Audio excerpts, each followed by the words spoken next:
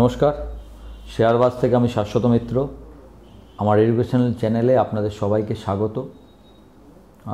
আজকে সকালবেলা যদি কেউ আমার টেলিগ্রাম চ্যানেলে আপনারা যারা যুক্ত আছেন যদি ফলো করে থাকেন, দেখবেন আমি লিখেছিলাম যে মার্কেট যদি কোনো কারণে নিচে আসে এটা একটা বাইং অপরচুনিটি হতে পারে।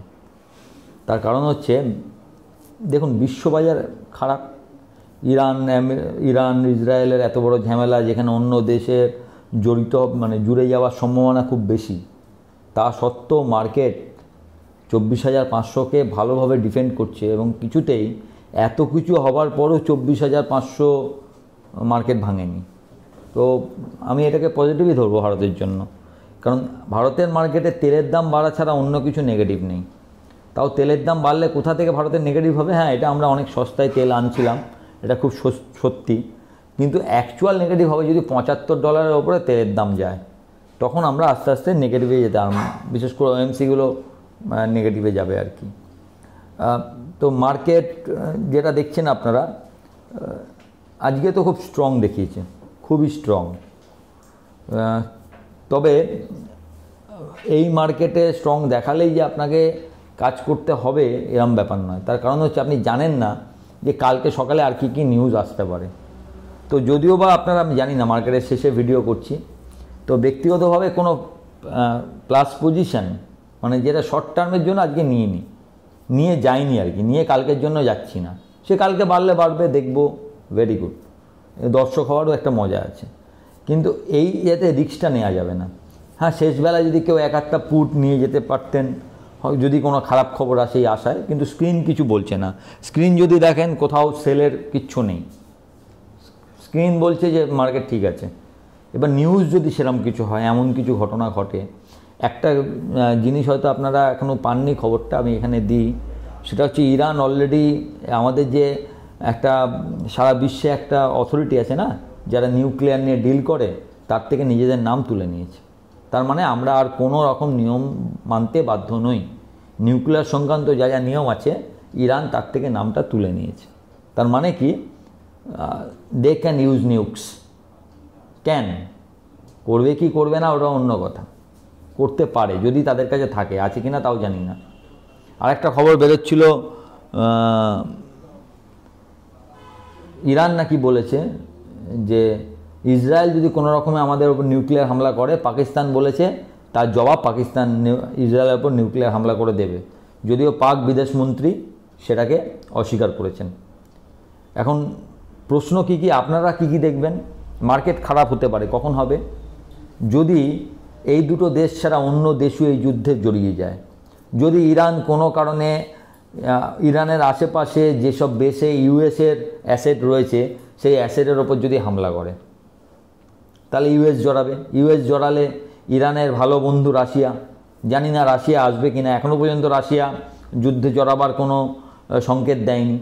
পরবর্তীকালে কি করবে এই অবস্থায় দেখেছেন, আমাদের প্রধানমন্ত্রী সাইপ্রাসে গেছেন, তারও একটা স্ট্র্যাটেজিক ব্যাপার আছে। আপনারা একটা মজা আছে কি জানেন তো, বিশ্ব মানচিত্র যদি একবার পাশাপাশি খোলেন না, তাহলে খুব সহজে কে কোথায় যাচ্ছে, কেন যাচ্ছে, এগুলো বোঝা যায়। সাইপ্রাসের কাছেই দেখবেন তুরস্ক সাইপ্রাস আপনার 1992 বা 94 সালে স্বাধীন হয়, কিন্তু স্বাধীন অবস্থায় যেটা হয়েছে সেটা খালি সাইপ্রাসের দক্ষিণ অংশটা হয়েছে। তখনই তুরস্ক সাইপ্রাসকে আক্রমণ করে ওর বাঁ দিকের অংশটা নিজেদের দখলে রেখেছে। তো সাইপ্রাসে প্রধানমন্ত্রী যাওয়া একটা ইঙ্গিতবাহী, যেহেতু তুরস্ক ডাইরেক্টলি পাকিস্তানকে সাপোর্ট করেছে, প্রধানমন্ত্রী সাইপ্রাসে গেলেন এবং বললেন আমাদের সাইপ্রাসের সঙ্গে সমস্ত রকম লেনদেন বাড়ছে। এটা একটা সাইপ্রাসের থ্রু দিয়ে তুরস্কর ওপর একটা চাপ বৃদ্ধির কৌশল। তো এই ধরনের জিওপলিটিক্যাল গেম সবসময় চলছে, চারদিকে চলছে। কি হতে পারে আপনার জানা নেই। আপনাকে এখন মনে রাখতে হবে 24,500 পাখির চোখ, 24,500 নিচে গেলে মার্কেট উইক হবে। যতক্ষণ না 24,500 যাচ্ছে, আমি যেরকম সকালবেলা টেলিগ্রামে লিখেছি, as long as 24,500 is there, buy on dips আপনার মন্ত্র। নিচে পড়লে নিতে হবে, ওপরে। এখন দেখা যাক যে শেষ পর্যন্ত মার্কেট এই জায়গাটা কতদিন ধরে রাখতে পারে। আর একটা খবর আপনাদের দিয়ে, এটা অবশ্য খুব খুশির খবর, সেটা হচ্ছে আন্দামানে একটা বড় অয়েল ফিল্ড পাওয়া গেছে, যেটায় প্রচুর তেল আসতে পারে বলে বিশেষজ্ঞদের ধারণা। এটা যদি হয় ভারতের পক্ষে এর থেকে সুখবর আর কিছু হতে পারে না। Oil independence for India is great great great news. আত্মনির্ভর ভারতের যে সংকল্প, সেই সংকল্প অনেকটা ধাপ এগিয়ে যাবে যদি অয়েল ইন্ডিপেন্ডেন্স আসে। এখন লেটস সি যে কি হবে।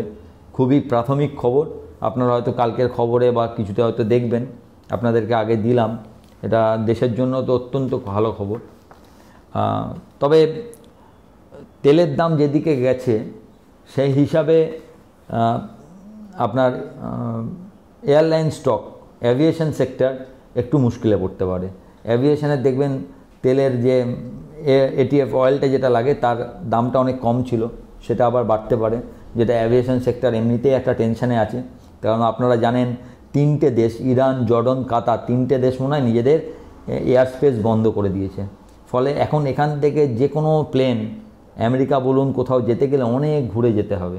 প্রচুর প্লেন ক্যান্সেলেশন হচ্ছে, অনেক ঘুরে যেতে হবে, যেটা অ্যাভিয়েশন স্টকগুলো, ভারতের একটাই স্টক আছে মেনলি ইন্ডিগো, তার উপর একটা প্রেশার ক্রিয়েট করতে পারে। যদিও আজকে ইন্ডিগো দেখেছেন অনেক বেড়ে গেছে, 5400-র ওপরেই গেছিলো, 5380-90 মনে হয় বন্ধ দিয়েছে। তো পরবর্তীকালে যদি খারাপ কিছু আর একটু যদি যুদ্ধের পরিস্থিতি খারাপ হয়, তাহলে হয়তো ইন্ডিগোর ওপর প্রেশার আসতে পারে।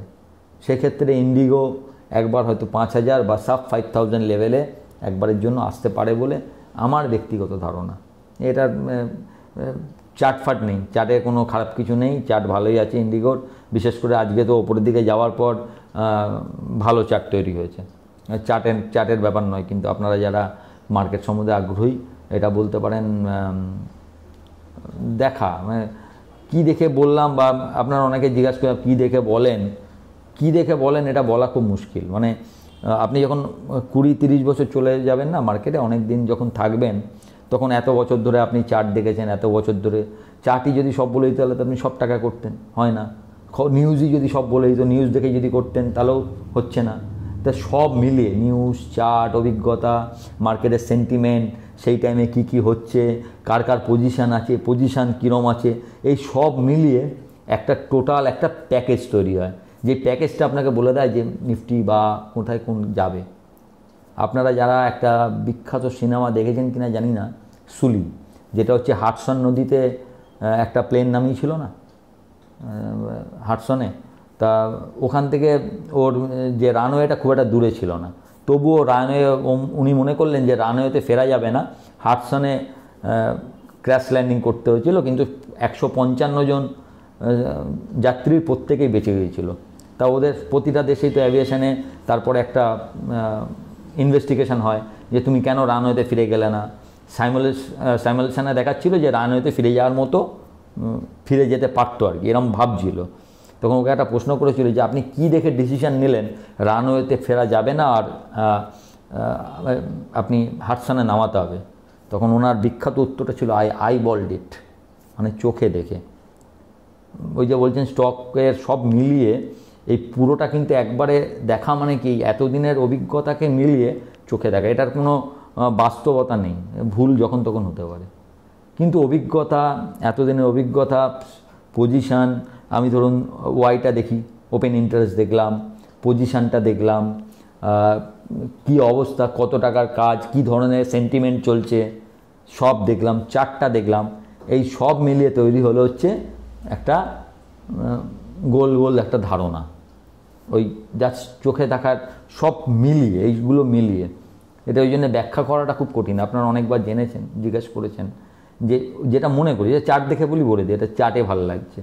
দেখবেন আপনাদের বলি চার্ট বলছে এরম একটা কোনো হয়তো একটা ফিগার তৈরি করেছে চার্টে, কাপ অ্যান্ড হ্যান্ডেল বা এইসব, আপনারা অনেক বড় বড় নাম আছে, নামের ব্যাপারেই হয়েছে, এই স্টপ লস হবে।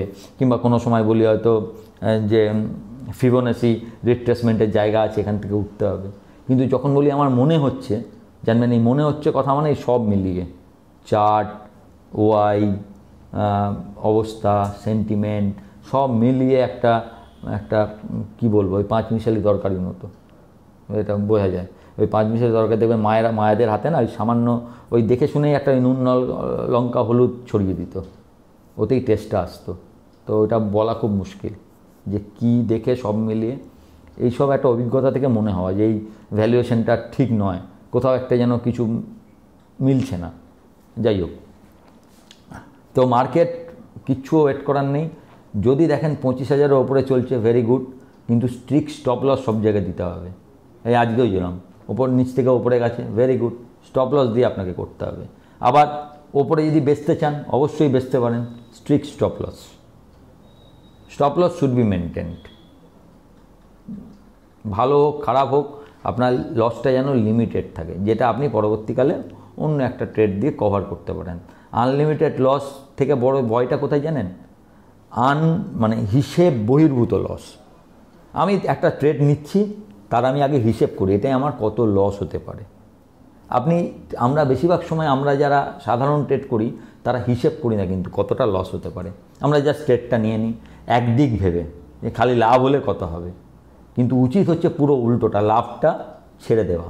যে লাভ যত হয় আমি দেখব, যত হয় ম্যাক্সিমাইজেশন দ্য প্রফিট, আর লসটা আগে থেকে হিসাব থাকবে, এই লস হলে আমি কেটে দেবো লসটা। আমি যেন সবসময় লস হিসাব করি, লসটা যেন হিসাব বহির্ভূত না হয়। আমার কত ট্রেড সেই হিসাবে, আমার কি টাকা, আমার কি ক্ষমতা, সব হিসাবে লসটাকে হিসাব করে ট্রেড নেওয়া।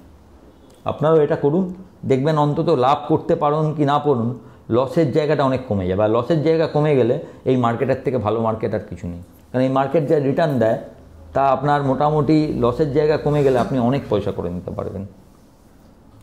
যাই হোক, মার্কেট ঠিকই আছে। আমাদের মার্কেট হিউজ ট্রেন্ড দেখাচ্ছে, আপনি দেখেছেন। এর মধ্যেও আমি বলেছি আগের দিনও আরবিআই প্রচুর গুড স্টেপ নিচ্ছে। তো মার্কেটের পিছনে আরবিআই আছে এবং প্রোঅ্যাক্টিভলি আছে। এটা যে কত বড় একটা পাওনা, আগেকার যারা রেজিমগুলো দেখেছে বা আগেকার বিভিন্ন আরবিআই গভর্নরকে দেখেছে তারা জানে, তাদের কাছে গল্প শুনলেই বুঝতে পারবেন।